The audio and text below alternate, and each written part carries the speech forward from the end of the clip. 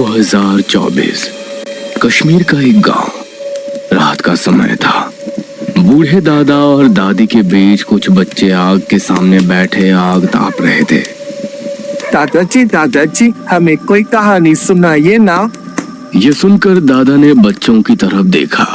बच्चों, आज के जमाने में जहाँ बच्चे मोबाइल फोन में लगे रहते हैं, वहाँ तुम मुझसे कहानी सुनाने की बात कर रहे हो। दादाजी, जो कहानियाँ इंटरनेट पर होती हैं, वो तो हमने बहुत सुनी है।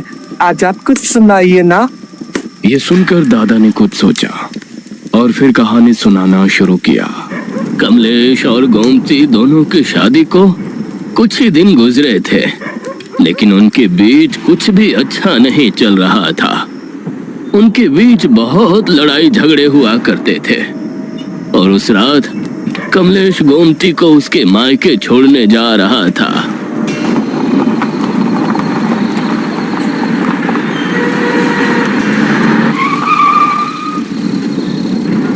क्या हुआ?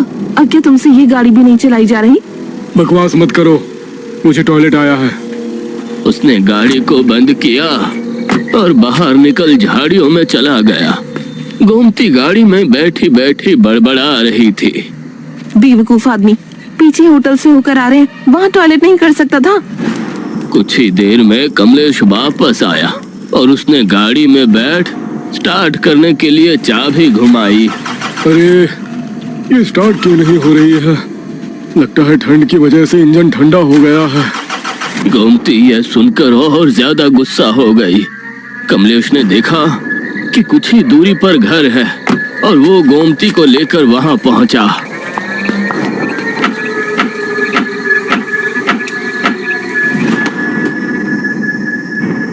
अरे बच्चों, कौन हो तुम लोग?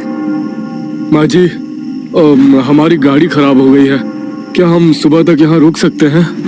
हाँ, रुक सकते हो। जल्दी से अंदर आ जाओ, रात का समय है, इस समय बाहर घूमना ठीक नहीं।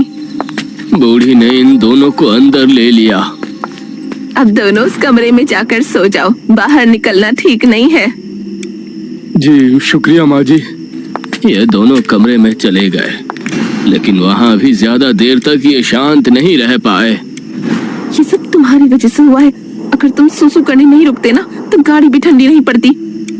कमलेश ने भी उसे जवाब दिया और दोनों में बहस बढ़ गई। बूढ़ी तब तक सो गई थी। कमलेश उसी समय घर से निकल गया। मैं तो गाड़ी में ही सो जाऊंगा। जब देखो बहस बहस और कुछ आता ही नहीं। वो बड़बड़ाते हुए आगे बढ़ रहा था, तभी उसने देखा कि सामने से एक लड़की बल खाती कमर लहराए चली आ रही है। जैसे जैसे वो करीब आती तो उसका खूबसूरत आकर्षण कमलेश को साफ होता नजर आ रहा था।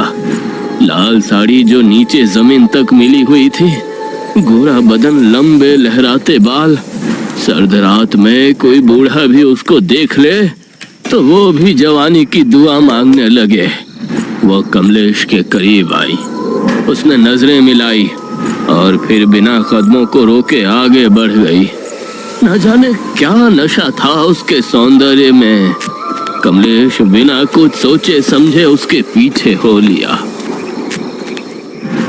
इस तरफ अब गोमती को भी अपनी गलती का एहसास होने लगा था। मैंने कुछ ज्यादा ही बोल दिया, इतना नहीं कहना चाहिए था। वो धीमे कदमों से कमरे से बाहर निकली, लेकिन उसका हाथ कुर्सी से टकराया। कौन है? तुम इतनी रात में कमरे से बाहर क्या कर रही हो? कुछ नहीं माँ जी, हम दोनों का झगड़ा हो गया था तो वो बाहर चले गए। अब उनको ही देखने जा रही हूँ। ये सुनकर बूढ़ी के चेहरे का रंग सा उड़ गया। मैंने तुम लोगों से कहा था ना, कमरे से बाहर ना निकलना। चलो अब जल्दी से। बूढ़ी गोमती को साथ लिए बाहर निकली। गोमती को भी जब दूर दूर तक कमलेश नजर नहीं आया तो वो परेशान हो उठी।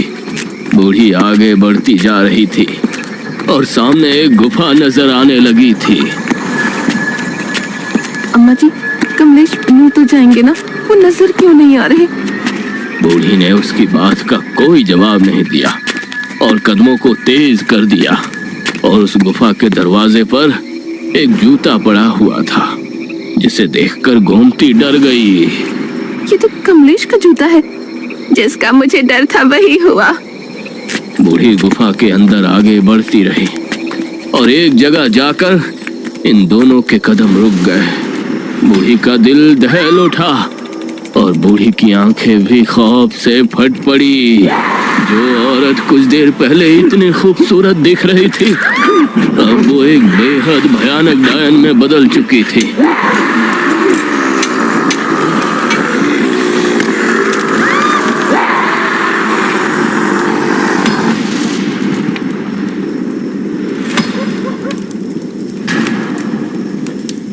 दादाजी, वो भयानक डायन कौन थी? विवेक और रणविजय दोनों कश्मीर में अपने दोस्त मोहित से मिलने और घूमने के इरादे से आए थे।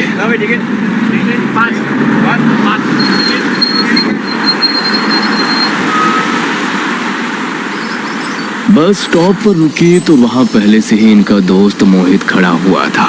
अरे मोहित, कैसा है भाई? आ गए तुम लोग? बहुत याद किया यार मैंने तुमको। वो उन दोनों को अपने घर ले गया।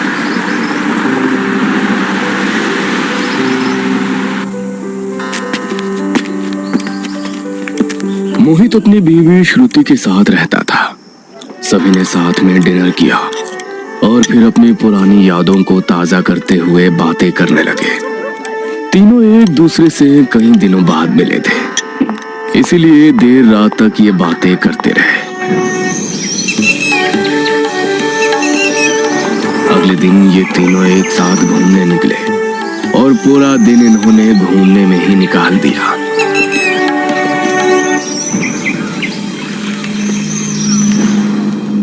तीन दिनों तक घूमने के बाद तीसरी सुबह। यार तुम लोगों को छोड़कर जाने का मन तो नहीं कर रहा, लेकिन अब मुझे जॉब पर जाना ही पड़ेगा। 3 दिन से छुट्टी पर था ना। अरे हाँ भाई, तू जॉब पर जा, हमारी फिक्र मत कर। अरे हम तो खुद भी घूम लेंगे। विवेक और रणविजय आज अकेले घूमने निकले और 4 बजे तक वापस घर आ गए।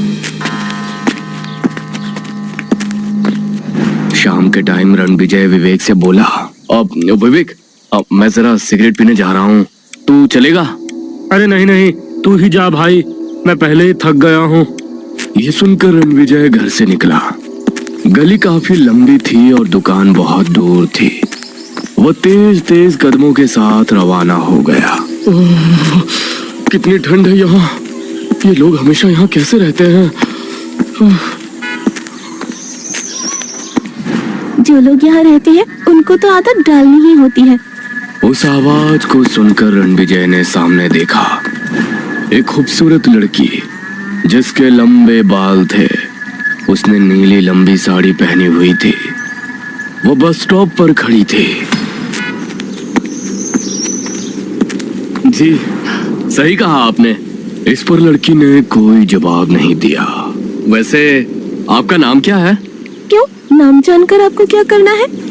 तभी वहां एक बस आकर रुकी। वो लड़की मुस्कुराई और बस में चढ़ गई। रणविजय वहीं खड़ा खड़ा रह गया। उसने जल्दी से मोबाइल में टाइम देखा। 6:30। हो सकता है ये कल भी यहाँ आए।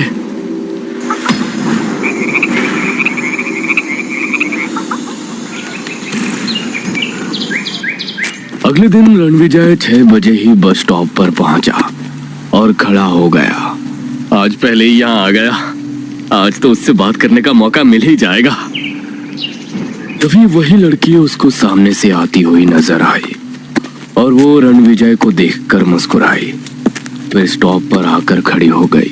अब कैसी हैं आप? ओहो, आप तो आज भी हमारा नाम पूछने चले आए।